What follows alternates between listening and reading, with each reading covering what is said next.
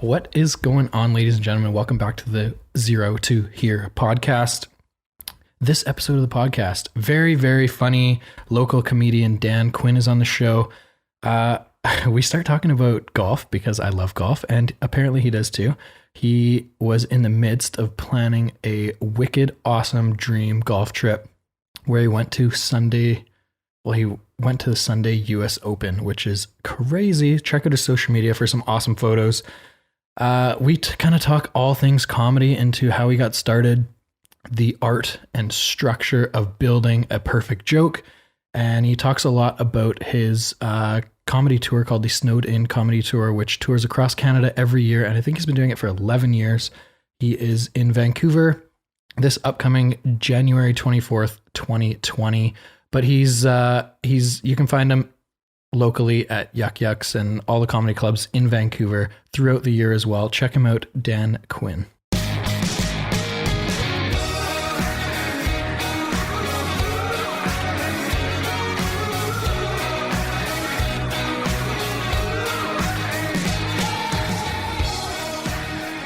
Dan, thank you very much for making the trek out to New West today. I am super excited. A day delayed, but we're making it work. Yeah, this is amazing. I don't usually go more than 10 blocks from my house for a podcast, but luckily I didn't see New West in the title, so we're here. Somehow I charmed you into making the trip. Yeah. I like it. I want to start by talking about golf. You're a big golfer. Yeah. And you got a big trip coming up this week. Yeah, next week I'm heading to the US Open. Yeah, so we're going to do kind of a golf dream trip along the way. We leave on Thursday. We're going to drive, pick up a friend in Seattle. We got two other guys coming from here, and then we're going to golf just south of Seattle, and then drive to Portland, go out to Portland, wake up, drive to Bend and Dunes, which is supposed to be one of the top courses in the United States. Golf there, drive to Eureka, California, then drive a couple hours, golf, and then drive to San Jose, and then wake up, drive to Pebble Beach, and spend the day watching the US Open, and then make our way home. So what day? We'll be at Sunday at the US Open. And I did it at Chambers Bay. We went in 2015 and got to see the pretty exciting finish where Jordan Spieth, I don't know if you remember that one, it was his first US Open win, and Dustin Johnson. So he was actually ahead by 2 strokes, and he came into the 17th hole where we were sitting because you couldn't move around much. And then he had missed with his first shot, so we had to chip on in a bad place and 3-putted, and then he lost a double bogey, so all of a sudden now brought everybody else back in. And then we watched him tee off, and then Dustin Johnson was in the last group because he was leading that day, and then he hit that massive drive, and we were on the stands on 17, but you could oversee on 18. So I got to yell, Baba Booey! And then, so I come home that night and I'm like with my wife, I'm like, we got to fast forward to the very end to see if we can hear me say Baba Booey. And I got it in. And I don't even know why people say Baba Booey, but they did. And I was like, I'm going to yell it. So I got on that. And then because you have to bus in for all these things. It's not like you can just drive up and park because there's almost 80, 100,000 people there. Yeah. So you got to bus out. So what we did is we didn't see Dustin Johnson 3-putt. We went to the parking lot and watching all the big screens, just where the buses picked up. They have this huge, there's a massive marketplace there for these things, right? Okay. That they're selling everything and they try to make it entertaining for the fans beyond the golf. And so we went there, watched him 3-putt, and then got on the first buses so we could get the hell out of there. And Jordan Spieth won his first US Open. I guess his only one, but DJ was on the green in 2 on a par 5 on 18 and 3-putt from 12 feet. Yeah. What happened? How does that happen? It was really tough putting. Yeah, it was. That was the thing too. It was like, and he said it was like they were the type of greens they were. The ball wouldn't roll necessarily straight, so it the grass would kind of move it a little bit left and right. So, and you know what? I like golf. I watch golf, but I didn't think it was be exciting live, and I was wrong. It was actually really exciting live. We were sitting on the 13th earlier, and Rory McIlroy was like way out of it. And then he went on a birdie run, like 6 birdies in a row. And then he came in at 13. And if he would have been there, he'd have been 1 off the lead. And he put it 4 feet from the pin. And he just missed the putt. And I was like to my buddy, I'm like, I thought I was going to jump on my seat. And he's like, so was I. I'm like, we didn't know golf could be like, but you just sort of get caught up in the tension and everybody in the crowd. And yeah, it was fun. So that's why we decided we were going to go to Pebble Beach in 2019. And I'm the only one of the 4. The two guys just bailed and I had to replace them. So, but yeah, it's going to be a dream trip. someone else bails, you got my phone number now. Because you have friends at pro golfer too, right? Yeah. So I was going to say, watching golf live, my only real experience is watching my buddy Mike, who just made Canadian Tour. Yeah. I didn't get to go to Point Grey. He played his first event at Point Grey a couple weeks ago. Yeah. And then the second one in Victoria. I didn't get to go to the Point Grey one, but I went to Q school and I was the only one. Well, it was me and my friend. I was the only one following his group. Yeah. So it's dead quiet. Yeah. Right. I can imagine a PGA event with tens of thousands of people around is a little bit more high energy. So Wes Heffernan, a guy, he's actually played the U.S. Open twice.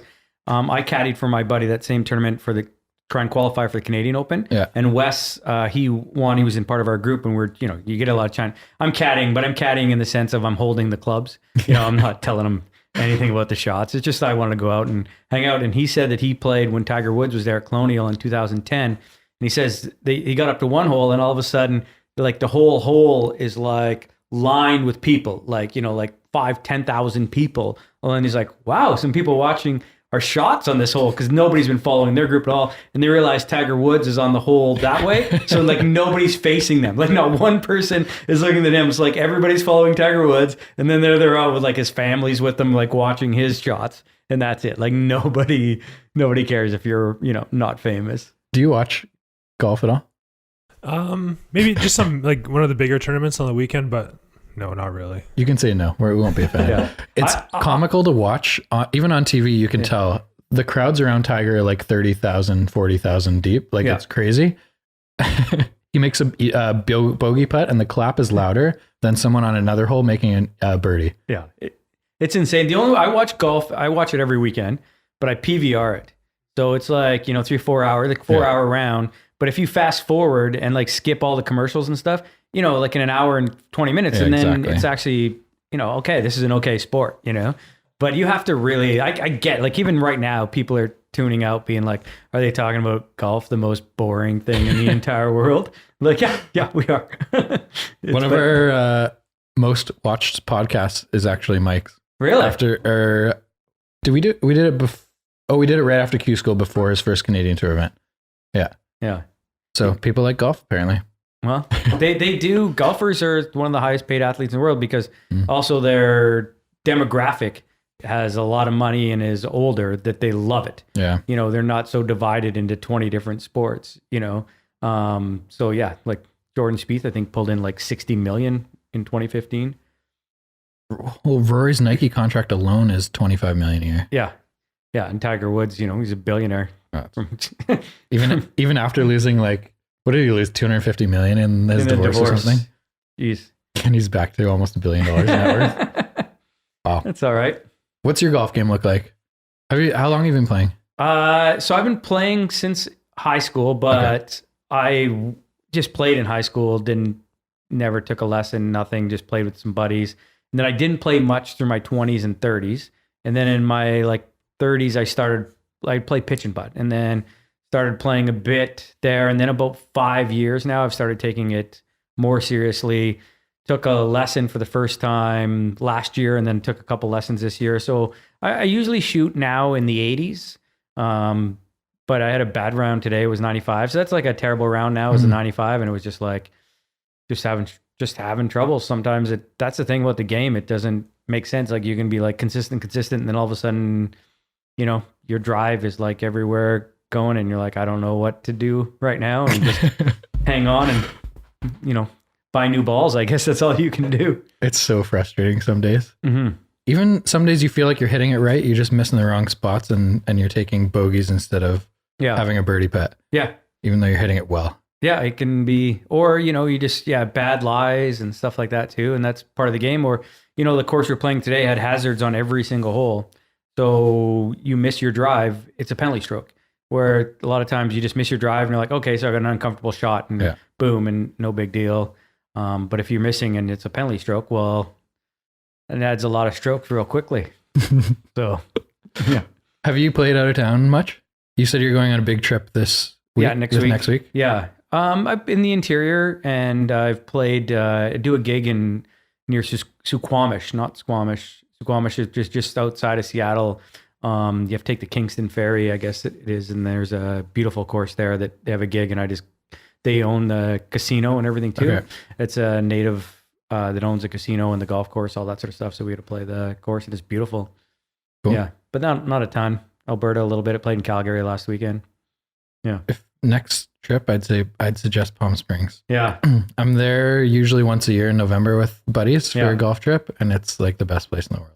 There's 110 golf courses within like a 45-minute drive. My buddy went to Kevin Coles. I don't know if you know him, but he's a musician.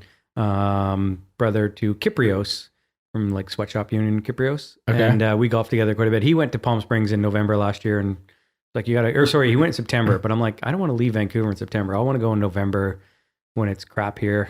You know, every day it's nice here. Why don't I need to spend money to leave town? Yeah, exactly. Yeah.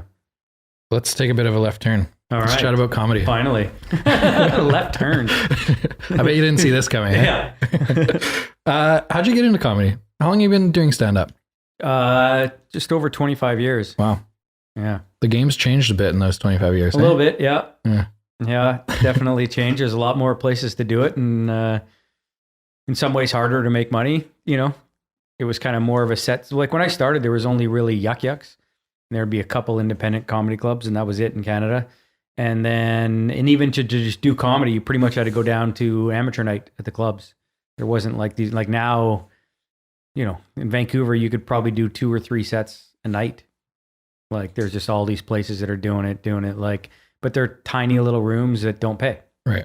You know, so there's a lot more people doing a lot more stuff for less money. Is that right? Yeah. Like, you know, then you were either an amateur or a professional and you started getting paid. You were getting paid, right? If it was a comedy show, besides the amateur night, you were getting paid. Where now guys are like, I did 4 or 5 shows last week and made nothing.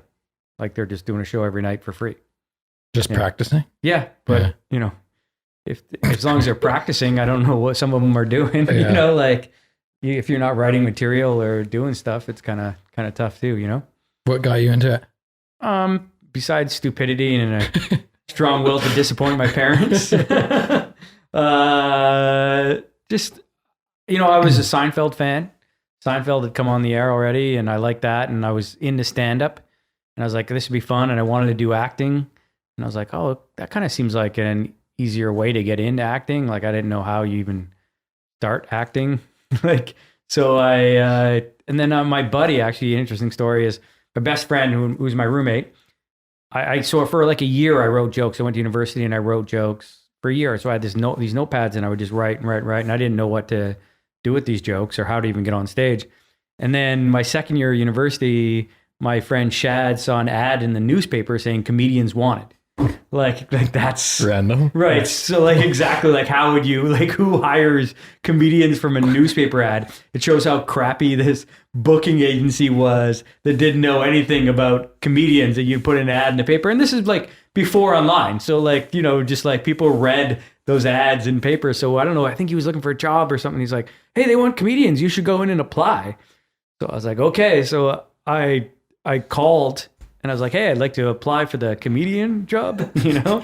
So it was like, guys, like, come in. So I had like an interview to be a comedian. So I didn't know much about interview. I was a farm boy. I go in there and I wore like a Randy River shirt, one of my best, you know, that was my mom's idea of getting a nice shirt, was this Randy River, had like two-tone with like a circle on one side, you know, like, do you know if you remember those two-tone, maybe that's before your time, shirts, but these two-tone. And so I go in, the guy's like, okay, so have you ever done comedy before? I'm like, nope. He's like, but I got a book full of jokes. And he's like, well, you need to go down to amateur night and try them. And I was like, okay, well, how do I do that? And he's like, call in at Yuck Yucks at noon on Thursday, and they put you on the list. So I was in university at the time, so I'd class till 12:20, but I didn't want to miss. So, and you know, I had to go to a payphone back then. So this is all, people are like, what is all this talk? And then you take your horse and carriage? Yes. So I left class at 12 o'clock on the button, just like 20 minutes before class was over. Went, called the payphone. I was like, hey, can I get on tonight? And they're like, yep. And I thought, and looking back, I thought there was probably hundreds of people calling. So I'd like wait till 11:59 and then call at 12, thinking they're like, we're not taking any calls before 12, like a radio station. You know, we're only taking the first 6 callers. I was probably the only person that gave a shit this much. And I could have called probably at any time that day and gotten on. But I would call and got on. And then, so yeah, I went and did my first amateur night that night. And actually, the week before, I went down because it was Thursday when I went for the interview, for the comedy interview. And I saw these guys on stage. And the middle act, because I was like, I want to watch like what's happening. The middle act, I was like, oh, this guy's really funny. And I wanted to go meet him after. I was like, I want to go tell this guy that he's hilarious. But I was like, you can't just go approach a comedian. There's, there's no way you can do that. Like, so I was too shy to go meet the other comedian. So a year later, I win the funniest comic in Edmonton contest. They fly me to Toronto for Yuck Yucks, and I'm in the big contest there.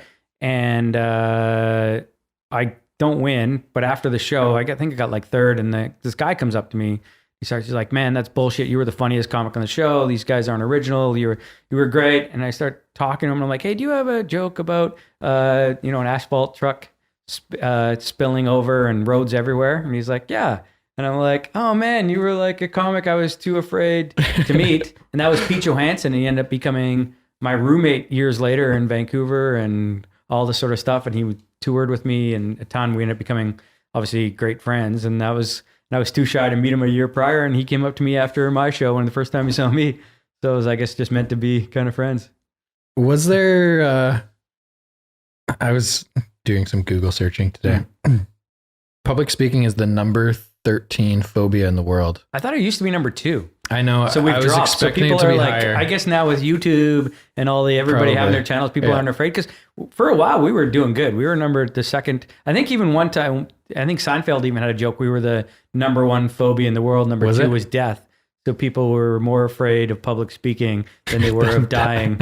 So, I guess you'd rather be at the funeral than speaking at it. That was a Seinfeld joke. So that was in the 80s though. So maybe now everybody's like, that's not a big deal. 13, that's a big drop. I know. From number 1. I was expecting it to be more impressive. Yeah. It's not even that impressive. Everybody can do it. It explains why so many people try stand-up now. Yeah, I can do that. How do you go from being like super nervous to approach one dude that you saw on stage to just going up there and being like, screw it, I'm going to give this a shot? Was that like a really anxious, nervous day that first time on stage? Well, so that was even before I tried it. That was a week prior. Yeah, okay. And then what happened was I went and watched that show. I was like, okay, I'll just go down to Yuck Yucks and see what this is about. So they had the amateur night. They had these guys on. And then a week later, and actually I was scared on stage. I had a lot of confidence until the first night it was kind of funny because so I wrote all these jokes and I had been writing for a year. So I was like, oh, I got a pretty good set together. And then that day, interesting also with tying to golf is, so I don't tell any of my friends. My friend who booked it up, he's not coming. I'm like, I don't know, guys. I could suck. Like, I don't want you to be there. This could be terrible. So I go golfing after school with one of my good friends who I'd met at university. So we're not as like long-term tight. But he's like, hey, do you want a beer? And I'm like, no. He's like, what? You always have a beer. And I'm like, no, I'm good. And he's like, why aren't you having a beer? And I'm like, because I got something to do tonight. He's like, well, you got a date? And I'm like, no, I got something to do. And he's like, what? I'm like, well, I'm going to try stand-up comedy for the first time. And he's like, what? We're coming. I'm coming. So now he like gets a group together. So now I've got like 10 people like coming and all his friends and his sister and stuff. So then he's like, oh, it'd be funny is if you walked on stage with your pants undone. We're like, this isn't the washroom.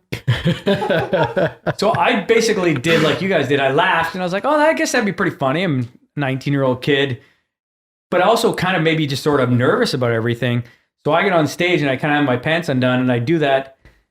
Nothing. Like, it's not funny. There's nothing great about that joke at all. It's terrible. So I'm like, so I went from like confident to like, when you hear silence on stage, you hear it. Like it's like, oh, I'm not doing well. Like, it's really hard to pretend you're not. I'm amazed. I've seen people come off like, oh, I killed. And I'm like, no, you didn't. Like, to me, I would be walking off like that was the worst night of my life. Like, I know when a joke, like even in my act, I mean, killing it. If I'll do a brand new joke and it doesn't work, like I know, like, okay, that wasn't good. But that was like, boom. So I grabbed the mic stand and I just basically held on for dear life while I was like, oh no, like this is going terrible. In my head, like this is going to be the next, 5 minutes of my life is just silence being stared at. So I went like from, hey, everybody to, so I just held the mic and then I wouldn't let go. And I just told all my jokes like that. And then once I told my jokes, they went quite well, and they started, each one did better and better and better. And then by the time I got off stage, the club manager was like, man, you're the best new comic we've seen. Like, you got to come back every week. And I was like, I need new material. He's like, no, just make that better. Keep coming back and don't do that opening joke. He didn't say that part, but I didn't do that opening joke ever again. That was like the only part that was crap. Everything that I did was fine. They were good, well-written jokes, and yeah. I've seen you a couple times at least. I was trying to remember. I think at least 2, both at Comedy Mix, I think, in Vancouver. Yeah. Impressed with delivery, I think. And I've gone to a couple amateur nights at Comedy Mix. Yeah. Some of the younger guys who are just kind of starting out have good material. Yeah. Like, the quality of the jokes are pretty good. The timing is off. The delivery is off. Yeah. Is there a lot of practice/time that it takes to understand that delivery? A lot of it actually seems is like in that's the difference in like the pros that have Netflix specials and like the guys that are just doing local clubs kind of thing. It's a bit of delivery, but it's actually the delivery. A lot of it comes from the writing. So there's a rhythm in writing. There's that you have to have on stage. So, the problem with like a lot of amateurs is they have this idea of something funny or kind of a concept that gets a bit of a laugh, but comedy is very clear with a setup and a punchline.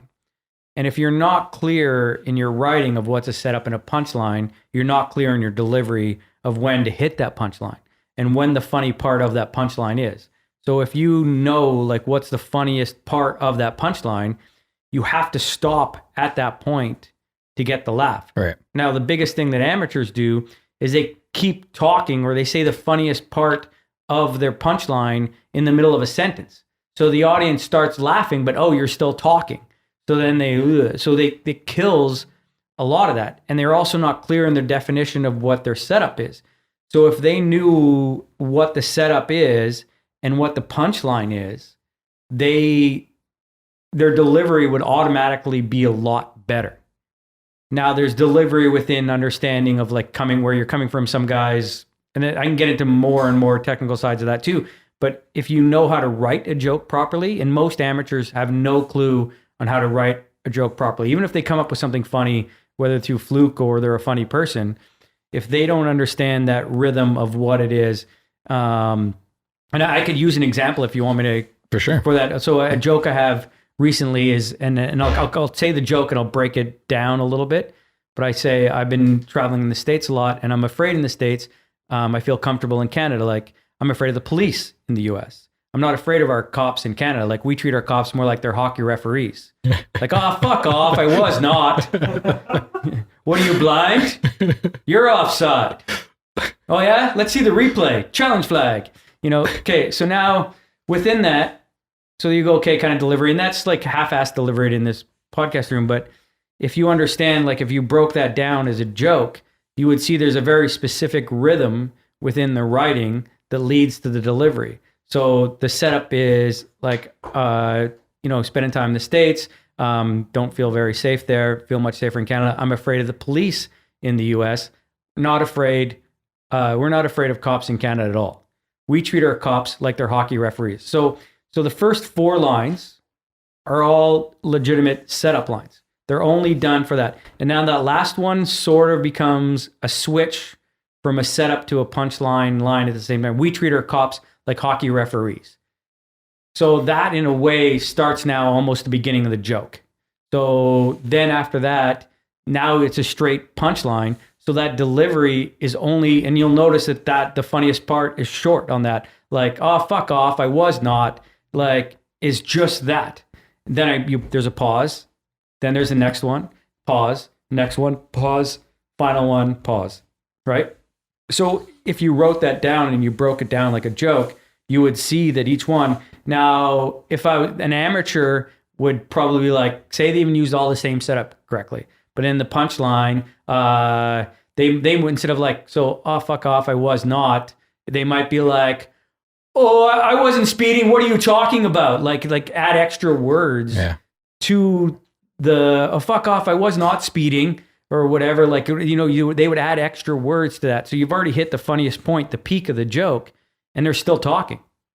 So that's, if you watch amateurs closely, and you won't notice that. You'll just go like, oh, that was kind of okay, funny. Or in your mind, you're like, that'd be kind of funny, but you won't laugh hard. You won't get that, because there's no conversation within that. With this, I'm cueing the conversation of if you appreciated that, go. But it's like me asking you a question, you're about to respond and I'm still talking. So you will never respond to them. So like amateurs do that all the time, is they talk through after they've asked a question. Like, because basically the question you're asking in stand-up all the time, is this funny? And then the audience goes, yeah. And then you ask it again, is this funny? And they're like, yeah, that's still funny. And then you're like, again, is this funny? And you're like, yeah, that's fucking funny, man. That's the rhythm of stand-up. But amateurs don't understand that rhythm, so they just keep talking through the question. You're like, is this funny? Because I think it's pretty funny. And you're like, yeah, well, I know, I'm pretty sure it's pretty funny. Do you think it's funny? Because I really think this is funny. Do you think this is funny? And the audience is like, yeah, man, I guess. You know, like they just keep talking through that. So now their delivery is never going to be good because their writing isn't good. So people sometimes think being a good writer is just coming up with this good, brilliant idea. It's the pacing in writing, like a poem or a script, is like you have to know where the sentence ends. Yeah. And sometimes it can be just adding too many words at the end, or like that's a big thing, is putting the funniest part of the thought in the middle of your sentence. The funniest part has to come at the end because that's the end of your thought. If you put it at the beginning, you're rarely going to get a big laugh on that. So, you know, that's a lot of part of writing. And then your rhythm will come from understanding that. And your delivery is, there's different parts of delivery. Do you want me to keep going on sort of this, going a little in depth to the next level? Yeah, because I'm super confused. No, sorry, not confused. I'm super interested. Like this is exciting. Okay, so now there's a something called second circle, which is trying to remember the name of the lady right now. I'll think of it. British lady who worked at the Oxford Academy, and she did speech, and she worked with like Sir Ian McKellen and stuff like that. And she wrote a book called Patsy Rotenberg. You can look it up, the book, and it's called Second Circle. Now, there's different terms for this, but she said, why do some actors you just want to follow and watch, and why do others you not? Like, they saying all the same words, it looks kind of the same, but other people you're just into and others not. So like, what makes a star versus not a star? And she came up with it that people talk in performance, even in life, in 3 circles. First circle, second circle, third circle. And within that, that's basically just a range. Now, the best performers are dead middle second circle. Now, everybody else sort of goes one way or the other.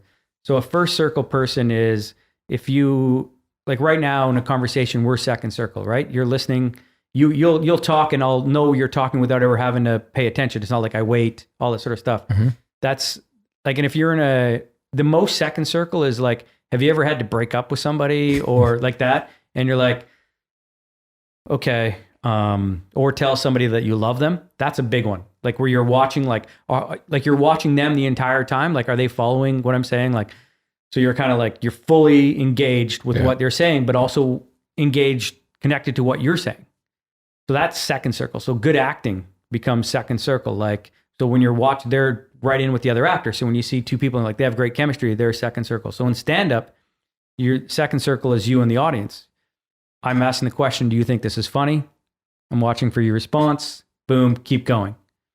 Now, first circle is when you're just kind of saying it to yourself. So like some comics and actors that are just saying the lines, like, so I went to the store today and I did this and that and blah, blah, blah.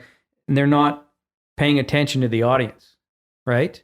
They're just paying attention to themselves. So everything, they're just thinking about themselves, and the audience doesn't matter that they're there. Right. Because they're always in their head. And some people pull it off. Like some people pull a bit of that off because the audience can kind of laugh at them and stuff, but they don't pull it off consistently because they don't have they're not listening. There's no conversation.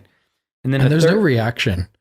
Yeah. Right. A lot of the good comedians that I've seen live, they'll present a joke and like someone will yell something, or there'll be like a really long laugh and then someone will say something and they'll be like, you're right, sir. Or, like they'll comment back, and it just shows how engaged they are. Right. Yeah. So they're not fully engaged. So this was a perfect example. So I was saying, and you're like, and then you went in, but I didn't have to be like, keep going because I was listening to you. Right. And that's what good conversation, it always happens that way. In a podcast, it has to be this, where we're paying attention. Now, third circle would be, you know, comic who's just like, and then I did this and this, and they're not paying attention to the audience the other way. They're throwing it through them. So they're like, here, I'm throwing this at you. And that can work at times too, but it can also be very offensive to somebody. And even in a conversation where you're with somebody and you realize they're not paying attention to you. Have you ever had you're talking to somebody and they're just talking right through you and you're like, oh, I can just leave this conversation right now and it won't matter. That's a third circle. So if you want great delivery, you got to be right in between. So you have to be connected to the audience at all times. You're listening to what they're saying, but you also have to be coming true from where you are with what you're saying. And that's when you really hit the peak performance. So if you have those things, you're going to have great delivery. So if a comic wants to have great delivery, understand the writing and understand the connection to the audience. And that's all it is. And then everything else will just kind of take care of itself. Do you spend a lot of time writing? And what does that process look like?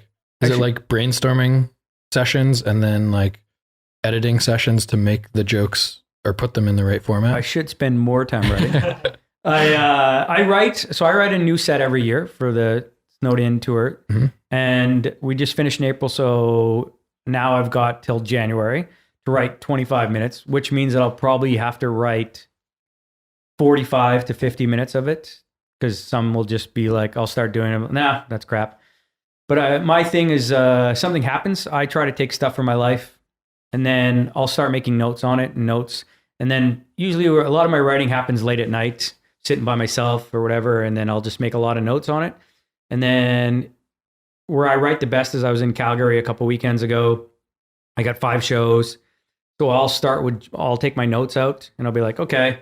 And I actually went to a restaurant before, sat down, had a couple glasses of wine, my notepad, and I started really like, okay, boom, boom, boom, boom, wrote it out, tried it on stage that night, paid attention, listening to what works and doesn't work. And that's my biggest pet peeve when I watch comics is I'm like, I'll watch them for a year, and I'm like, that line wasn't funny a year ago. Why are you still telling it?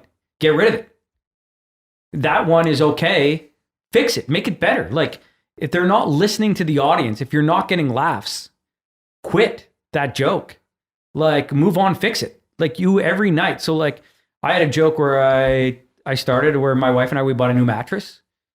I started going, okay, this is going to be funny. I did it on the Thursday night. Wasn't happy with it. Change it Friday, working Saturday. By the 4th show, killing every show. So I just kept adjusting. And I would go back and tweak and be like, well, that's funny. That's not funny. And the interesting thing is I'd actually start out by saying we bought a new bed, which didn't work as well as buying a new mattress because my joke was about the mattress part than the bed part. And things like that can be the visual in people's head of like, so, I was talking about buying a bed. It was the most adult thing you could ever do. And then saying like when you're in your 20s, you don't care. But then once I changed to a mattress, I'm like, oh, in your 20s, you don't care. You'll drive a $30,000 truck and sleep on a futon. Wake up every day like you're learning to walk, You're like, I don't care. When you get in your 40s, you're like, sell the truck, get rid of the rims, or got one good night's sleep, And then talking about how we had one condition and my wife and I buying together was we just didn't want to feel the other person in the bed. That was our one rule. I wanted to wake up every day and be like, you were here the whole time, So that just developed over the weekend. And I would just keep writing all the ideas and thoughts about that and get rid of some, and some would work and some wouldn't. But I listened to the audience because the audience doesn't lie. That's the one great thing about stand-up is they'll lie after the show. They'll come up like, you were hilarious, or you know what I mean? But they don't lie during the show. If you can hear them. Like you guys right here too, like I can see when you're laughing and not laughing, you know what I mean? And there's a little bit, and you just get to know that. Like, okay, that was funny or not funny. If it's not funny, you better pay attention. And a lot of comics somehow don't seem to pay attention, or they don't understand how much laughs they can get. They'll talk for a minute and then get one big laugh at the end or one decent laugh. And they'll be like, oh, that joke works. And I'm like, no, that's the start. Like it should be like, hey, like my rule is I want if my setup is longer than my punchlines, I got a bad joke. I don't care how funny it is. It'd have to be the most creative. I'm pushing people in this direction for a reason. But most of the time, they just don't know how to get to the joke. They just talk and talk and talk and talk. And so in these tiny little rooms, you can get away with it. And they go and they're like, okay, how come I'm still on amateur night? Because pros watch this and they go, well, I see all your mistakes. And they don't understand that. They go, like, how come I'm not getting booked? I got a big laugh there. And I'm like, how about the 3 minutes you talked where you never got a single laugh? That's what we're watching for. Like a pro golfer watches things and they see what other pros do versus an amateur. Right away, they're not like, they're might see an amateur hit a shot and get a, hole in one. They're not going to be like, well, that guy's an amazing golfer because he got a hole in one. They're going to be like, you got lucky. Yeah. You were a terrible shot. You just hit it one time lucky. So if I'm watching a comic on stage and he hits one good punchline, but he has like, I could see that it took him forever to get there. I don't think that person's a professional. When I watch a professional, I'm like, oh, this guy or girl knows exactly what they're doing. They're like, okay, boom, everything they're saying is for a reason on stage. Probably the funniest person I've ever seen live, and just went to a random night at Comedy Mix. Yeah. He wasn't on the set list. Yeah. But he showed up. Harland Williams. Yeah. Yeah. Does he just show up there once in a while? Well, he was filming a TV show in town. I've worked with Harland quite a bit, actually. Okay. He was filming a show for Rogers on City TV, the Brother Show. It was like him, package deal. Yes, yeah. So he would come down and Okay. he would actually usually get introduced by some weird name or something and never even say Harland. Yeah. They didn't say Harland for Yeah, sure. yeah, Yeah. Yeah. Because It was as soon as he came on stage, they did announce, I can't remember what they announced him as. It was a couple of years ago. Yeah. But I looked to my buddy that I was with, like, Harland Williams. Yeah. And like, first joke, crazy laughter, so funny, delivery so good. Yeah. And it's just, I think he was only up there for 15 minutes maybe. Yeah. But it was 15 minutes of like, my stomach is hurting. Yeah.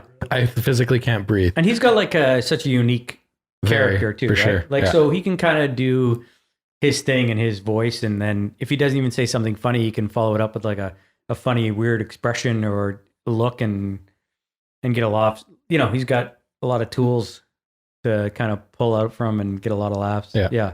And a good human being too. Good guy. Is he? Yeah. Mm-hmm. Are you ever watching yourself back? Are you watching tape of it, or is it more just gut feel while you're up there? I don't watch a lot. I watch our special, but I listen occasionally. Mostly it's just all like I remember. Yeah. And then I'm very good at like if I do something one time, the next time kind of remembering it. Especially when I'm doing shows in a row, and then that just becomes the bit. And then I'll sometimes too, I'll go the next day and rewrite based on what I remembered from last night.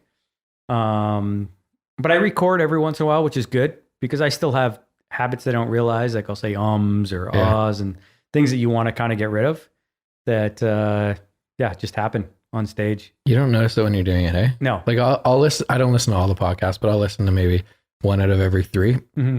And I pick up on little things like those ums. I'm Yeah. like, I don't even realize that I'm doing that. Yeah. Or saying like all the time, like I just said, and now again. Yeah. But it's annoying when you're listening back but I guess that's the only real way to learn is to understand it while you're going through it. I guess for me, it's more conversational with people. Yeah. So I don't really realize I'm doing it until I listen back to it. Well, you can also get away with that. I think if anybody taped themselves for an entire day, you'd realize how many little dumb things everybody says. Yeah. The thing is we watch screen and TV where everything's edited and perfected and all of this sort of stuff. So even if an actor did that, they would just get rid of it. They'd be like, oh, we'll cut away when he says that and we won't show it and do this.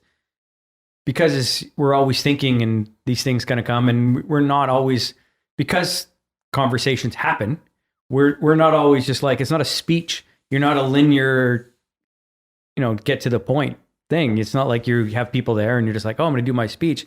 Throughout the day, you do that a ton of times. So even while you're in a podcast, you're basically just having a conversation. So those things are going to happen and then happen on stage too, because you want it to be very conversational.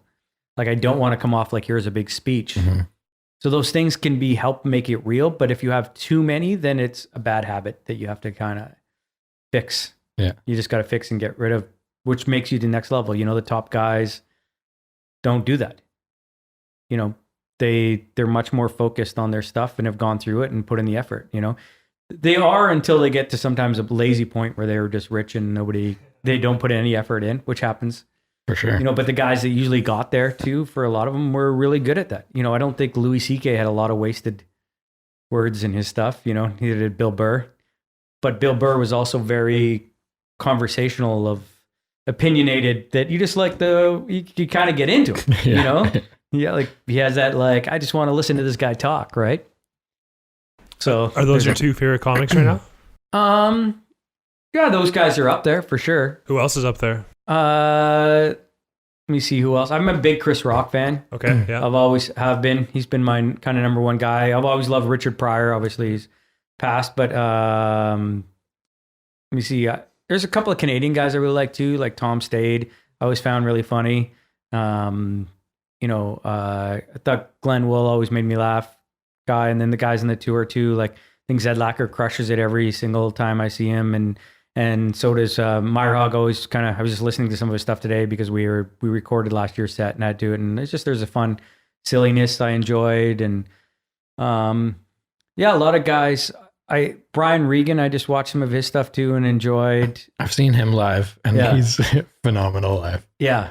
He's the kind of guy like Harland Williams. Like, it's the expressions, it's the way that he says stuff rather than... I think Brian Regan's a better joke writer than Harland. Okay. Though, like, he's much more polished. Okay. Like Harland's sillier and fun. Like, Harland has just got a kid-like nature to him, doesn't it? I mean, Brian Regan does too, but Brian is like, you can tell he's polished those bits. Yeah. Like, worked hard on them. I heard him, he was on the Joe Rogan podcast. Yeah. And I was surprised actually how professional he was, just in the way that he spoke about his craft. Like, it's a business for him. This is the way that I write jokes. I spend a shit ton of time editing. I try them out at different clubs for like, I don't know, I can't remember. I think he said he had like a 2-year turnaround. Yeah. So he basically like comes up with new material, goes to little one-off mic shows, does that for like 6 months, edits stuff, then does a couple theaters, and then does a special. Right. So it was like very systematized. That's what I'm saying. You can tell in his joke writing. It's way more polished than Harland. Yeah. Especially if I've seen Harland like and worked with him many times, and like Harland's great, but he doesn't have that. He doesn't write like Brian Regan does. Like Brian Regan is always putting out new stuff, and you could see there's not a lot of waste. There's not a lot of ums and ahs in his set. It's points, like he knows exactly how many words he's saying in each one. He's very, very good at what he does. And I can see it. That makes perfect sense that he's putting that. And then that's what I do now too, in the sense of like, I start in these rooms and then you just kind of work it up and then into clubs and all that sort of stuff. And you have to. And I see a lot of famous people that aren't even down and like they're doing a Netflix special or something. You're like, man, you didn't even do like 10 shows of this material. Like, that's not Chris Rock. I mean, I've seen Chris Rock work a lot, and he has a work ethic. Like, Chris Rock works, polishes a joke, does it. He's, I think, about 3 years between specials, and he's polishing every joke. And he has notepads and like he'll go on stage with several legal pads and like, okay, flip through this, and he's working it, and you could see. Okay, and you could see when it clicks for him, like, okay, this is going to be good, and then he turns into Chris Rock. Before he's just sort of walking through the jokes, like, and then all of a sudden he'll be like, okay, I get where this is going, and then he turns into, all right, and then it gets a little Chris Rock, and you're like, oh, okay, but he just wants to know if the joke works first, and then adds, because I think he knows if he just sold the hell out of something, he could be like, peanut butter's weird. And you're like, yeah, that is pretty weird, man. I mean, Chris Rock. But, yeah. So, yeah, I think Chris Rock to me is like, I just love his thought process on comedy as well, too. The way he thinks about it. There's a Talking Funny. Have you ever seen that with Ricky Gervais, Seinfeld, Louis C.K.? Yeah. Yeah. And so much. You learn so much as a comedian from that. And it's mostly Chris Rock and Louis C.K. because Ricky Gervais has no clue. And then Seinfeld is really smart, but he's so successful and so rich that the rules don't apply to Seinfeld like they do to everybody else. Like Seinfeld, people go see Seinfeld for different reasons than they go see Chris Rock or say Louis C.K. before obviously things happen, but people go see Seinfeld because it's Seinfeld. Mm-hmm. You saw the TV show. And he has hundreds of millions of people that have seen that TV show. right? So people will just go to see Seinfeld because it's a bucket list thing. So Seinfeld will not even do a new joke for 10 years. And he'll sell out at $150 a ticket. And he could play Vancouver 50 times, 100 times, and everybody in Vancouver wouldn't see him that would want to see him. Where Chris Rock is going like, man, it's the same people that came last time. Right. So I have to do something different. Where, Seinfeld is just like, he's just he's in another planet. Like, it's like Tiger Woods in golf, right? Yeah. There's 60,000 people following him, even though he's 8 over par. Yeah. And the leaders are a -10 and they have like 4,000 people following him. Yeah. So they the guys have different rules too. Like, like they're like, I have to play perfect. I have to do this to get my sponsors. I have to be this and this. And Tiger Woods, could just be like, I'm not signing a single autograph today. Who cares? I've got 800 million other people that will line up and still buy my products. Where, the other guys are like, hey, you want to come on over? Like, let me kiss your baby, all this. And you're like, they're doing everything they can just to get one sponsor to be happy. Where Tiger Woods is like such on another planet that their same rules don't apply to him. And that's where Seinfeld is. Like, when it comes to comedy, he's just like so far beyond stand-ups, right? Like that TV show was so good and so famous worldwide that Seinfeld can just go anywhere he wants. And Seinfeld also didn't play arenas, which is smart too, because if he did arenas, that number would go down a little faster and he would have to bring them more, right? If he plays Vancouver, he plays 3,000 people a night. If he played 20,000, that's 8 times coming to Vancouver. So all of a sudden he'd have to probably have more turnover, all that sort of stuff in his material. Where Chris Rock believes that, and one thing we've applied to Snowed In, and I told the guys is that Chris Rock said, he goes, if somebody sees me on TV and then they come see me live, they pay $100 or whatever ticket, they will, and I do the exact same show they saw on TV, they'll leave very happy. They'll be like, oh, that was great. The next time I come back, they're not coming again. Right. They've seen it on TV. Now they've paid $100. They're not paying $100 to see it for the third time. Like, who does that? But if they see me on TV and then I do something completely different and they leave happy, they will be there every single time I come. So with Snowed In, we have to do a brand new set because people come see us and then they come back again. And if we do the same set, they're not coming back. They've already paid now $70 or whatever, $100 over 2 times to see it. That people just don't, you're not going to keep doing that, right? You're not going to buy a movie over and over again, right? Like, yeah, especially for that kind of price. You have the tour that is 4 months. Yeah. So I guess it kind of forces you to be in a 1-year system. Yeah. But do you have that kind of system as well? Where like April's done, the tour's done, you're thinking about writing new material, trying it out in local clubs and getting it ready for the tour? Yeah. Is that kind of the big lead up? Yeah, that's exactly what it is. So, and then now also too, I used to do a lot more clubs during the year but now every year it keeps getting longer and longer. So now this year I did a couple clubs. I've got a few more things in September, but I won't do very many clubs. I'll just save everything for the tour. So once April comes, now it's all about this show in January. So I got to write 25 minutes from May through till, January so that it's ready to go on the start of the tour. And it'll change once the tour starts too, as we go along. Jokes will change. And then also what happens, so we don't see each other throughout the year and there's 4 of us on the show. And then like this year, marijuana got legal in October. Well, guess what? All 4 of us had jokes about marijuana being legal, and we're like, this is getting a little repetitive, I'm sure, for the audience. Like, so then all of a sudden you're like, yeah, but I need 25 minutes, so I got to write a couple new minutes here in the middle of the tour, and everybody was like scrambling or something like that. But then, that's one of those anomalies that happens. But every once in a while you're like, oh, if there's the election going on, you're just comedians are going to start, and it's fine. They're different jokes. Like we didn't do the same jokes, but if all 4 of us have jokes about weed being legal, like we don't want the audience leaving going like, yeah, you notice every one of those guys talked about illegal. Like, yeah, we didn't see each other for 4 months. All right. Yeah. So do you, at that point, would you just alternate nights and be like, okay, you get to do the weed joke tonight, I'm doing it tomorrow? Well, the good thing is if you go on first, you should be allowed, whoever goes on earlier in the show, like, hey, but we guys don't always even watch the other thing too. Not everybody's even watching. They're thinking about their show. So it's like, hey, didn't you notice I had that same joke 10 minutes earlier? Yeah. You said it keeps going longer and longer every year. Yeah. Building steam. I like it. Yeah. You've been doing it for 11 years? We've done 11 years, yeah. And it's across Canada now? Yes. Awesome. So we started. And did you say you did 65 shows? We did 55 last year. 55. Actually, we did 55 cities. I think we did about 60 shows because we did 4 nights in Whistler. We did 2 shows in Kamloops, 2 shows in Prince George. Yeah, I think that's the double. So that brought us to 60 with the extra 5 there. So this year we'll be in 65 cities and probably just over 70 shows. And so we started last year, January 3rd in Prince Rupert, finished April 15th or 16th in Grand Falls, Windsor, Newfoundland. So this year we finish April 26th in Fredericton, New Brunswick will be our last show. Is it the same group of comedians that do it every year? It's sort of changed a little bit, okay. But we try to keep the same group, but it just doesn't always work that way. Everybody's got their own careers and lives and stuff out of it too.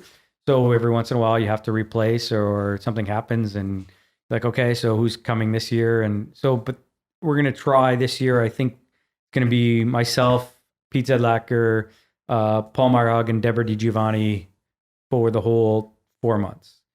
Whether that'll happen too, we'll see because, Deborah's got a big career on her own too. So it's tough because everybody's got their own thing. But then they come together for this. So, but then, last year we had actually Deborah did like half of it. Damon Schritter did 2 weeks of it, and Erica Sigurdsson did 2 weeks of it too. Right. So it sort of depends on, trying to get everybody's schedule to work, which is not easy. Yeah. What are the crowd sizes like across Canada? It varies. Our smallest shows is like about 200 people. But like when we're in Whistler, we do the GLC and we'll do it 4 nights in a row. Yeah. And then our biggest show was just over 1,400 in Victoria. So that was pretty cool. Yeah. What's the biggest show you've ever played? About 3,000. I've done that. If you're opening for Russell Peters. Did you open for Russell Peters? Yeah. In Vancouver? Yeah. Cool. At the Orpheum. So that was pretty cool. Yeah, we did 4 shows. So that was funny because I was on the way in, it's like Russell's just like, this is 2007 and Russell's like still like, kind of skyrocketing up. Like he got famous so fast. Yeah. Like, I mean, it took him like 20 years and then, gone sort of thing. But he was getting famous so fast and like he was putting tickets on sale and they would just like sell like in minutes. And then he'd add another show. And I remember walking into the show in Vancouver, and of course nobody knows who I am, but the guy's like trying to buy tickets out front and he's like, hey, anybody got Russell Peters tickets? I'll pay $400 a ticket. And I stopped and I was like, man, for $400, I'll bring him backstage. You can meet Russell and hang out. Like, this would be great. How many people in your party? You know what I mean? Like this, like I was only getting 500 a show to open for him, I was like I stopped. I really thought about this. I was like, I'll just introduce him as a friend of mine. And I'm like, oh, what if this guy just freaks out on Russell and like, and I'm like, if the guy could have been cool, I probably would have done it. And I'm like, you can watch it from the side stage, get your photo taken with him. You probably would have paid more than 400 for that. Yeah, He just wanted to get in the door. Yeah, exactly. Like obviously he was willing to pay 400 to see him. Yeah. And it was funny. So like one of the things that was kind of neat after Russell likes to, he probably doesn't as much now. Again, on your way up, you're signing every autograph, and when you get to Tiger Woods, you're like, I can't be here for the next 3 days. Sign everybody's autograph. But he would sign everybody's autograph. And so after, he had a table. So all these people would wait and he wouldn't come out right away. I think that was his way of maybe getting rid of some of the people, or also maybe he just needed a break after the show. I can't really speak for him, but it would be like 30 minutes. So there'd be like an hour lineup of people after the show. Out of the 3,000, probably like 300-400 people would stay. So they would come and they'd have like Russell Peters t-shirts and all these things that they would buy or posters that they wanted him to sign. So Russell would sign it, boom, and then he would take it and he would hand it to me. And you could just see like their faces drop. Like, no, don't ruin my Russell Peters t-shirt. I don't know who you are. I don't care. And I'm like, I don't have to sign this, man.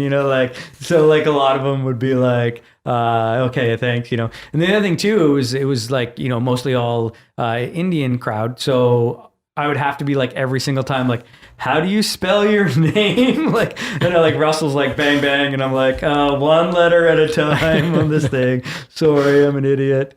But actually the second night, because I was selling my DVD, I just made my DVD then. On the second night, the very first person in line had bought my DVD and was waiting in line to get me to sign it. And I was like, yeah. So 1 out of 1,500 autographs was for me. Do you have any favorite cities across Canada on the tour? Well, Vancouver, obviously, is always best. I think I love Revelstoke. Like, I know it's not a big city in it, but we spend 3 days in Revelstoke, and it's my favorite because the whole thing snowed in, started it to go snowboarding and not pay for it. So it's all started with the ski hills, and then so that's where we still do, and then we now have expanded and we play more cities. But I spend. We get there and we do 3 nights, and we get sponsored by Eagle Pass Heli Skiing that gives us heli skiing. And we stay at the Sutton place. They look after us too. Like, the whole town is amazing. The town is great. And the snowboarding is phenomenal. It's just amazing. Best snowboarding in Canada. And then another one that's really interesting is Smithers, believe it or not. So Smithers, we had done Prince George, and then maybe year 4, this guy that owned the snowboard shop, he emails me and he's like, hey, I want you to come to Smithers. And I'm like, well, we don't have time, and I'm like, why would we go to Smithers? Like, we have an amazing ski hill, all this sort of stuff. Come to Smithers. So I kind of looked at our schedule, and we used to start in January, like second week of January, 7th, 8th. And I'm like, but it was on the island. So I'm like, well, the only way we could do it is if we flew up on Thursday, flew back Sunday, because Tuesday we had to be in the island. There's no way we could get up north and all the way back and then make it to the island. Like, it would have been getting in, like, just exhausted. So we flew up, and I'm like, I don't know if anybody will be here. And we went there, and the guys were amazing. And the guy that ran the snowboard shop, Jason Krauskopf, he took us out, got to meet his kids. He went snowboarding with his kids, and his kid was 6, Tosh at the time. He's 6 years old. And the kid was phenomenal, like a way better snowboarder than we were. And then like at 6? Yeah. Oh, the kid was phenomenal. Like, so I didn't even snowboard with the kid. I mean, Jason's taking us around the hill. And then there's the mountain is right above the town. So there's a road that you can take all the way down almost to the town. Not quite. You're still about a mile away. Because, hey, Tosh, take these kids down. So we had a 6-year-old leading us, and the kid is doing tricks the entire way. Like, there's a log going up on the side, going uphill like this. He turns that into a rail slide and then does a 360 off of it. And it gets to the bottom, and I'm like, holy cow. And I'm like, hey, Tosh, he's like, and I'm like, you're a pretty good snowboarder. And he's like, yeah. And I'm like, can you do a backflip? And he goes, well, I can do it on the trampoline, but I have to get my pump-up tunes on. If I get my pump-up tunes on, I can do it on the thing. So I think if I just go on the hill and I get my pump-up tunes on, I can do a backflip. And I'm like, yeah, that sounds about right. So now the kid is like competing. He's 13, and he's competing against all these big competitions on the Whistler snowboard team. Gets like, he won the Mount Baker Solemn. The kid is like sponsored snowboarder and all this sort of stuff. And like, I've watched these guys grow, and I know the whole family. I know his wife. I know all these people in the town. So we go there, and it's not like we're the comedians in the crowd anymore. It's like people come and like, hey, how's it going? Like, oh, how's your wife? We kind of know. We went to dinner in Whistler this year. Tosh was competing in Whistler in a big competition. He got second. Like off the big thing. He did the fire and ice for Trudeau when Trudeau was there at like Whistler on New Year's, and like these big, and they come out to dinner with us at Highs, and we get to know these people, so we're part of the community. It's like kind of interesting that we've been going there for so long that it's not just like, oh, we're the comedians. People like hang out. I know his business partner now, and yeah, it's like. Do you go back there every year now? Every year. Yeah. So we do the same shows every year. Okay. And we just keep adding to it. So that's what every year we try to add like 5 or 10 shows, kind of thing, about 10 shows a year. And that's how we started with 9 the first year, and we're at 65 this next year. Who is the best crowd? I don't know if there is a best crowd. Yeah. Like every crowd it's up to me. If I'm doing my job, they're all the exact same. If I'm doing my job, the laughs are the exact same in every spot. Is that true? 200, yeah. It Really? should be the exact same. Like this should be this, and this should be an applause break here or that there, or big things. Even regardless of like different demographics, being in more of a white collar town versus a blue collar town. Yeah, it shouldn't. I mean, I will notice that if I do a certain more like if I do a religious or maybe a climate change joke or something in the prairies, it might not get the same laughs that it does, anything else. But if I'm just doing a regular joke, it doesn't matter much. I like playing to 1,400 people is a lot of fun. If I could do 1,400 people every night, I don't think there's like where I walk on stage, I'm like, well, this city's not as fun as the last. And it can be like you could have a rough show in a city one year and then the next year get a standing O there. Yeah. And it might have been them, it might have been you. Like you have to take a little bit of responsibility as a professional that my job is to make them laugh there. And if I'm doing my job, then they will laugh. I'm sure that, you ask a hockey player, like, oh, like, how was that game? They could lose 5-2 and then it's not like, okay, well, they're like, they might be like, well, we played bad. And the next night they come up 5-2, look at the Stanley Cup playoffs, right? Like It goes back and forth. So it's a little bit, you have to take it upon responsibility upon yourself. If you're just looking at the crowd, then I think you've made a mistake as a professional. It's like, it's your job to make them laugh. It's not their job to be good for you. So you have to know. And then sometimes it's easier than others where an audience is like, you walk on stage, like, and if they know us, that makes a big difference. If we walk, like being famous as a comedian is the easiest thing, right? Like it's so much, it's not even close how much easier it is than being not famous. Like even for us, we're not famous, but we're known. We have fans. When we're in a new market that we haven't been to versus a market we've been to, it is night and day when we walk on stage. Now, when we finish the show, that's up to us. Like we went to the Maritimes for the first time this year and we got a ton of standing ovations, but they weren't going crazy when we walked to the stage. Where when we're in, Victoria or Prince George or some of these other cities, Kamloops, we go on stage and the audience is like going nuts for us before we said our first word. But that doesn't mean they're going to stand at the end. So that's, where if you're really famous and people have come to see somebody, like when I opened for Russell Peters, he was famous and it didn't really matter what he did. They were going bananas. Perfect example, people go like the final show. So I'm opening for Russell and I'm doing 10 minutes. And then the final show, he gives me 15. So and he's reaching that fervor, right? People have newfound, like he's my favorite comic, right?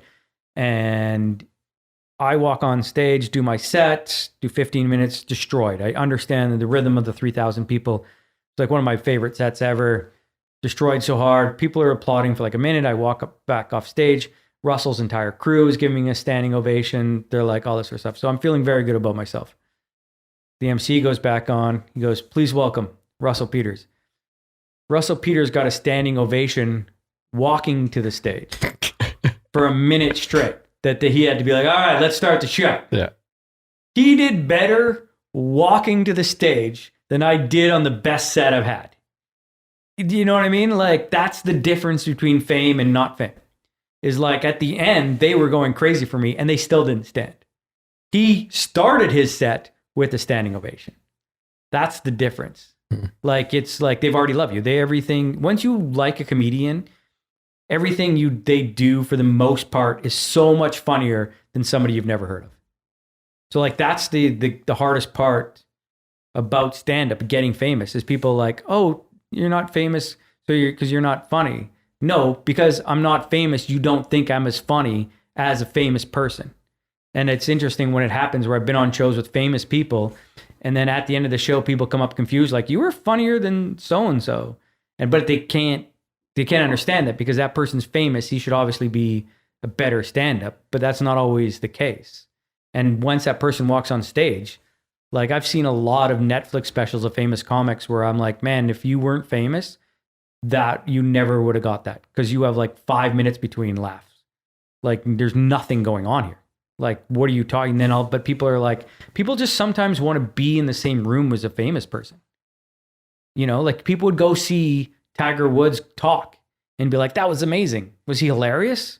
No, not at all. Like, in fact, there's a lot of guys, there are people who walk out and like I had an interviewer, like this one guy interviewing me, he's like, I think is hilarious, Barack Obama. And I'm like, Barack Obama's funny, But if he wasn't famous and is a stand-up, it would be the most boring stand-up you've ever seen. But because he's famous and you like him, if he says one funny thing every 15 minutes, you're like, Barack Obama's pretty funny. But if he's doing that as a stand-up and had to compare it, you'd be like, this is terrible. He'd be like the amateur. You'd be like, oh, that could be kind of good. Like that's the quality you need when you're famous versus not famous. What's the difference and what gets those guys to that level? Well, I mean, very few people are famous from stand-up. Yeah. So start with that. So like most people that you even know, even only in the last few years, you know people that are famous from stand-up. And that's like 10 years. Maybe there's a few. So Chris Rock, who's famous, but Chris Rock was already on SNL. Chris Rock was already on New Jack City. He'd already done movies. He'd already done that stuff before he got his stand-up that was famous, because his stand-up prior to then wasn't very good.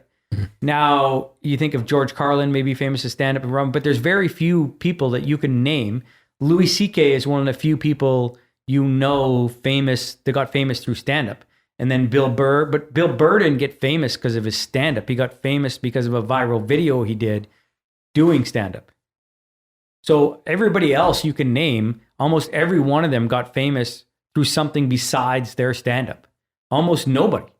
Like Jim Carrey, people think of him as famous stand-up. You know him because of his movies. Right. Seth Rogen, new movies. None of that is stand-up. Like Amy Schumer, she threw her TV show. Yes, her stand-up, but if she didn't have her TV show, nobody would know her stand-up. Almost every one you can go, well, yes, but what movies and TV show that he did? Brian Regan is an example that got famous pretty much only on his stand-up. But there's very, very but few. He wouldn't be at the level of would you those know other Seinfeld guys. without Seinfeld TV show? I don't think so. Nobody would. No. He would probably be playing comedy clubs, making a good living, because he'd done enough Tonight shows, but he did 20 some Tonight shows and nobody knew who he was. People don't remember stand-ups. Like they remember movies and TV shows. Like stand-up is this thing that happens after for the most part.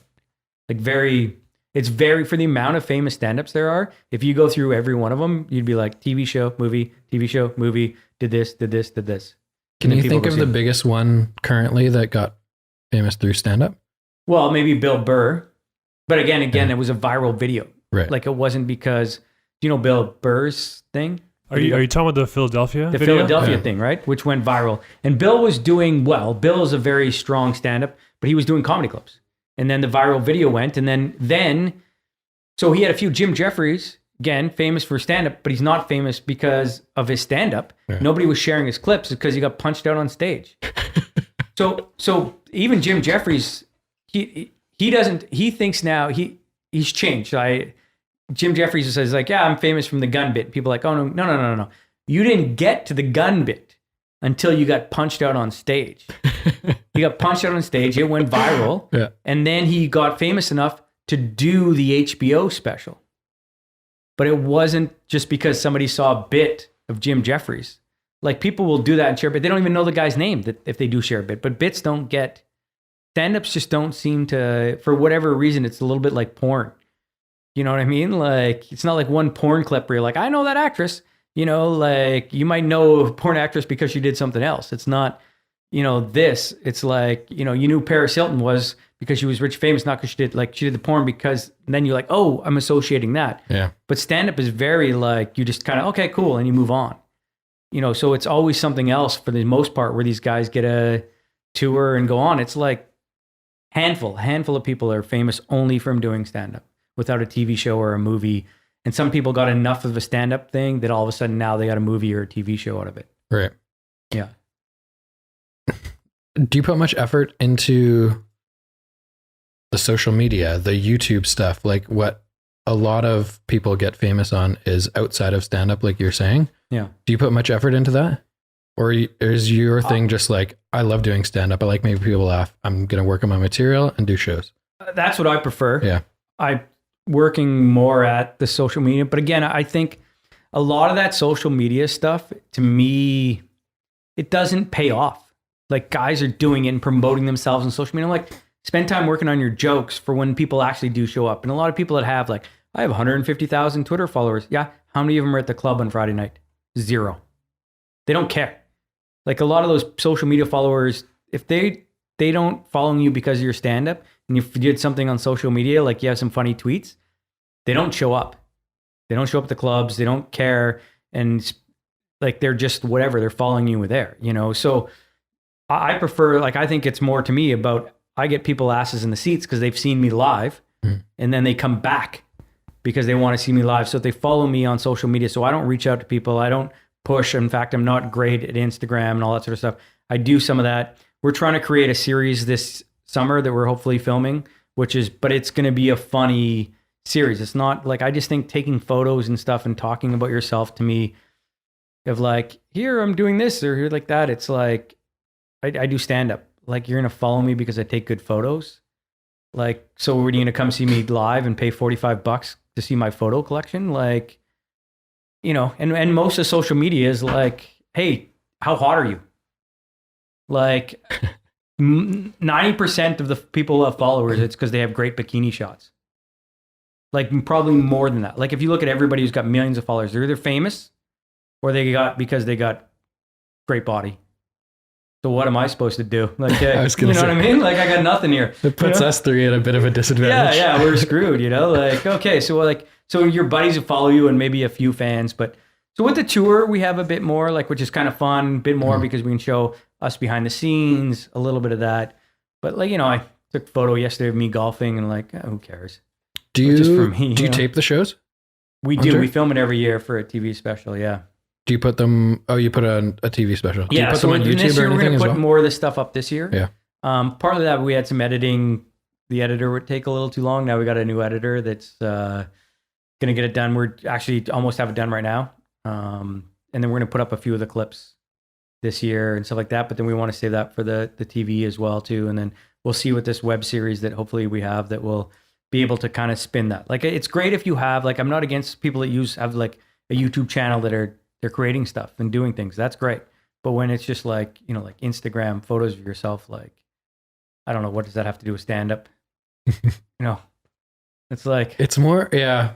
I don't know. Even with Facebook now, like, I don't want to like post and tell you about my day. If I, you know, some of it's even for my friends. Like, if I make a good meal or something like that, I'll put it up, you know, like made my own pizza dough and like, okay, I took all the steps, you know, like that's more interesting to me than, you know, I think it's more just like building the brand to maybe help or boost the profession. So like for me, it's real estate. It's easy to post about real estate, but people get pissed off. So it's more just like sharing tips and ideas and like what we do differently. Yeah. To build a little bit of an audience so that when someone wants to buy or sell in 5 years from now, they're using us. But I think it's more just like building the brand to showcase that this is like your expertise so that people know you as that guy. Yeah. And it makes sense, but, and I get it too. Like I said, I have my Instagram pages. We have all of those, YouTube and Facebook and all that sort of stuff. And YouTube makes the most sense to me, is like, for sure. To me, it's like you're selling the video. Like if you're saying like, okay, you're selling yourself as a real estate agent too, you know, but why why are we watching, you know, am I going to follow somebody, a comedian that I don't know, just to see what they did on Saturday night and stuff? Like, I'm past that. I don't care. Like if it's a friend of mine, I'd be like, oh, you were hanging out. Like, great. But if you're not a friend, I don't care about your life. Like, who gives a shit? You did something really boring. You went to Chili's and had dinner. You know, like, do I need to see posts about that? You know, like, it's just all of it. It's a little too much. Like, that's why we're now, you know, public speaking is 13, is because everybody's like, hey, we're all doing this. Everybody, like, you know, like, I look at these times and people are going out and they're like video, like, there's 37, like, of the Insta stories or whatever of their entire night. And I'm like, when was the phone down? Did everybody just have one the entire time of everything they did? And just like, you know, like this, like, when are you just living the life of it? You know, so I don't know. I'm not a huge social media fan. I do stuff with Snowed In because it's not me. Mm-hmm. Like my following on my page has like 600 people and a Snowed In is 10,000. Because I so rarely posted anything when it's me. Hey, here's me doing this. I don't mind going like, here's us doing this, or here's a photo of Pete on stage, here's a photo of Deb on stage, here's us in a coffee shop. But I'm not as big a fan of like just trying to promote me. Mm. It just feels weird, you know? I get it. I It get does why feel people do weird. it, but I'm old. Miss that, you know? It is what it is. And I just kind of got into it in the last couple of years. But I think it's true what you said is that it's kind of pushed me out of my comfort zone for sure. Yeah. You just get comfortable talking in front of a camera, which is something that was important for me because I wasn't very good at it. Yeah. And I was probably one of those people in that phobia of public speaking growing up as a kid in high school. Yeah. And so it's pushed me. Now I have a podcast and I just reach out to random people on Instagram all the time. You have to. It's So it's pushed me, and I see a lot of improvement for myself just through social media, which is cool. Yeah, I get it, and it's helped people. But I always find like too, I go to Instagram and like so and so follows you, and I look at their thing and that they follow 8,000 people. Yeah. And I'm like, no, you don't follow me at all. You're just waiting for the follow back, and then you're probably either going to delete or you're never going to look at my things at all. You've read somewhere that like, hey, follow people that do this or look for these things. And then they do that. And I'm like, you didn't even care about me at all. Like I never follow those people back. Never. Yeah. Like I don't follow most people. Like if somebody's following me, like unless I know them, I'm like, no, I don't care. Like I don't want to know about your shoe business or whatever, but you've gone like, oh, I'm going to follow this. And then they've gone through it. And I get that works. I get the strategy behind it. I just don't want to be involved in it. And I'm like, I'm not following you back. I don't care. I'm just not. I don't need to. My life is not going to be better. Nobody's going to be like, when you follow that coffee shop back, your life really turned around there, right? Like, I'm like, no, I'm just going to go. Like my life is, I've sort of have now at that point where I've reached a very comfortable position in my career where I can go, I'm golfing for 4 months. You know what I mean? Like I don't have to constantly worry about those social media or who I'm trying to impress. I don't work for other people. I don't need to do that. I do my own thing. I do my own business. And my thing is like, I care about, did I write good jokes over the next 8 months? Not, did I get another 500 Instagram followers? Mm-hmm. And I feel like if I do good jokes, I'll get more followers. And yet there might be somebody else that's like, didn't work on their jokes and then gets 10,000 more followers. And maybe they get something or that, or get a Conan O'Brien or whatever. And maybe good for them. But that's not what my life is my life, right? Like I've just reached this point where like, this is what I want to do. I want to write good jokes. I want to keep working on that, impress the people that come to see me, and hopefully they bring their friends next time. And that's what I do, and that's what we build with, Snowed In is just by like, come see us, laugh, bring your friends, and then keep doing that. And if I just keep doing that for the rest of my life, fine, until it ends. And then maybe I'm like, man, I got to work on my Instagram followers. Yeah. Do you do clubs in your off season? Well, or do you just try to like few. take a big break? I would do a few, but I would do the comedy mix quite a bit. Yeah. But now that's closed, unfortunately, because that's where I wrote a lot of my material because I was close to my house. And I would go down there sometimes Tuesday, Wednesday, or MC for a weekend. I would do that like once a month, sometimes MC, and then headline it twice a year. Mm-hmm.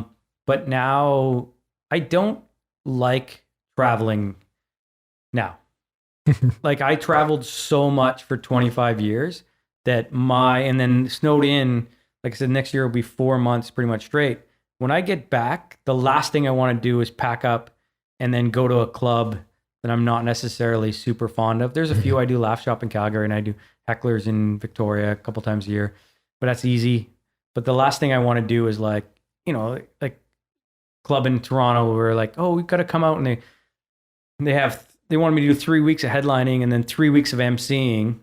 And then I was like, no. I'm like, well, no, this is what we do. And I'm like, I'm not coming out because I need this money to do this. You think I want to be MCing and sitting on a couch for 6 weeks in Toronto? Like I have a life in Vancouver and I have my wife and I have things to do. Like, so you can make a lot of money off of me. Like, I don't give a shit. Like, I'm like, I'll do this or I don't want it. Well, you're not getting it. I'm fine. Like, cause I can just say no. And it's frustrating that, cause I don't want to be gone for 6 weeks and sleeping out of a suitcase for 6 weeks straight. And people are like, oh, and I'm like, no, traveling. Like, no, once you've been to every city 25 times, it's not that exciting. I still have fun moments, but I'm like, I went to Calgary, left Thursday, back Sunday morning. Easy, but I can't. I used to go on the road for like, sometimes 3-4 months all the time. And I just did that for years and years and years. And you're like, nah, being home. I know I sound like a curmudgeon-y old man, but it's like, it's just like, being home is like the best. I'd rather go down and go to a room and do 10 minutes and then be in a comedy club in, Hamilton for a weekend or 5 days. And it's just like, nah, I do stand up for me, not for them. Fair enough. What's the big goal with Snowed In? I want to keep growing it. Like, I think my ideal situation would be I would do Snowed In about 6 months of the year.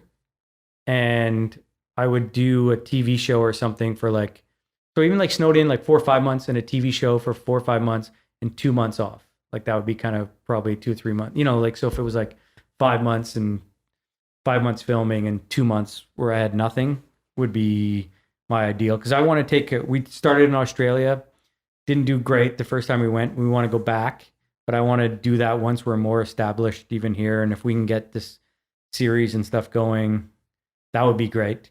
But the Snowed In to me is ideal. Like when I go to a comedy club, I'm by myself for the week. Even if I got an opener and stuff, I don't hang out with them. Hopefully they're hilarious. Sometimes they're not. And then you're just like, I don't know what I want to say to you right now. Like you just were terrible. Sometimes they're great. But when I do Snowed In, they're all 4 of us. We get along. We laugh all the time. You're playing to 1,000 people. You're making a good paycheck. You're staying in the best hotels. You're going out for the nice meals. You're staying in you're driving in these massive SUVs. So everything is like first class. That's easy. I don't mind doing that for months straight. Time flies. Yeah. We're going snowboarding almost every day, or once a week we go to the nicest restaurant in whatever city we're in and drop whatever. Nobody sees the bill. The tour picks up the bill, which is me, but I see the bill. But we just do that like once a week. Everybody gets together. We call it team meal night. And we actually do something really fun. It started, I don't know when it started, but it's been like 7-8 years, is we do an awards night. So everybody gets an award. I think it was when we started selling merch. And then we would take the cash, the merch, and we divide it 4 ways. And then I'm like, okay, I've got an award. And we're like, winner of, and we would just make up something that happened that week. Like it could be, winner of most uncomfortable moment in a restaurant, because if somebody did something and the waitress walked away and was like, no, that's not what I meant, whatever it is. And you'd be like, oh, and everybody cheers and applauds. And then we go around the table and everybody hands out. So I hand everybody the merch money and then you just switch it to whoever you're giving the award to and you get your money back. And we just go for a nice meal and whatever we can and nicest wine, whatever you want. And that's just like a big, hey, you worked hard all week, fun moment. Do you ever have the other way around? So I'm assuming the 4 of you that are on the tour are pretty professional. Yeah. This is the last thing I'll ask you. Does anyone ever bomb? Like, are there ever bad nights, or is that kind of something that you experience more kind of coming up in the scene? I wouldn't say never. Yeah. There are nights where it's been, for whatever reason, a struggle. It's funny because, in your head, you kind of have how you did and how everybody else did. And then there's some nights where you're like, we haven't had where all 4 of us have had a bad night. Okay. But we've had where 2 or sometimes 3 people have struggled for whatever reason. And then I remember one night this year, I'm trying to remember what city we were in. We're like, oh, Zedlacker, you pulled us out on that one. He was on at the end and he just rocked it. And they got we got a standing O and we were like, that wasn't us. That was all you. And then there's been other ones too where it's funny too, because Zedlacker likes to go on at the end. So we let him and he usually has some big, fantastic closer. But there's nights where we're all killing. And then by the time it gets to him at the end, they're just they're tired and worn out because they've just seen a lot of comedy and drinking and he can kind of struggle. But then it can be the exact opposite, the next night. So it's not that exact same in that way, but most of the time it is. Most of it, it's bang, bang, bang. You can almost set a clock to every single thing. But for whatever reason, just when you're doing 5 or 6 shows a week, that all of a sudden there's one show.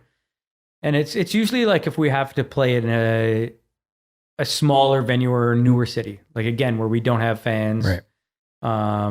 Maybe we're in North Battleford, Saskatchewan, which we've never been, and there's 150 people there or whatever. They don't know what to make of us. And, whatever you're emceeing or something, you say something that's offensive off the top or whatever, or the exact opposite happens where you hit on something in the hometown as the MC, and then you're going up first and you like, oh, I was in North Battleford, and I'm like, oh, or you're on the other side. Like, nobody ever talks about South Battleford. And then I just started making fun of the other side because it's really the Battlefords, and they're just going crazy. And then the other guys are coming on like, I can't follow all this like local material talking about it. I'm like, I just made it up on the top of my head. I didn't know anything, right? So like you have that where like something clicks in a good way, or sometimes something you just do something and that town is like, oh, he doesn't know that we hate those people, right? Like, so yeah. Is the tour in Vancouver? Yeah. We're January 16th, I believe. We are here. So where do you play at the same venue every year? We're playing the Rio. No. Okay. We're playing the Rio last year. Sorry, the January the 24th, January 24th in Vancouver. The big cities are tricky. Places like Vancouver, venues are hard to get because you have people like Live Nation that will book venues 2 and 3 years in advance, and they won't even have acts. They'll just book it, and then they'll just cancel it if they can't find somebody. But there's always some band touring or whatever, so they'll just book it.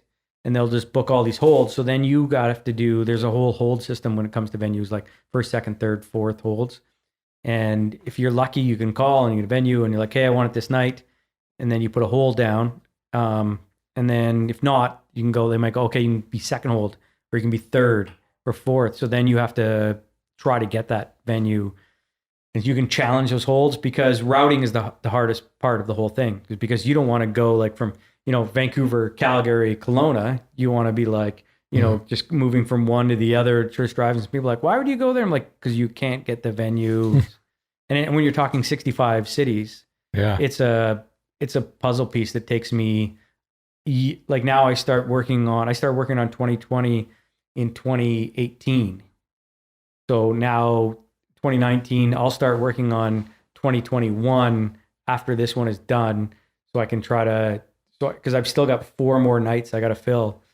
And you're just like, sometimes you're just shaking your head like, so how can I get from here to here? And they're like, we don't have anything for 2 weeks. And you're like, but you're next door to the city we're going to be in the night before. But you want to do certain cities, and then certain cities you want to do on weekends, because weekends are just better every time. So if I have a massive venue, I want to play that on a Friday or a Saturday. For sure.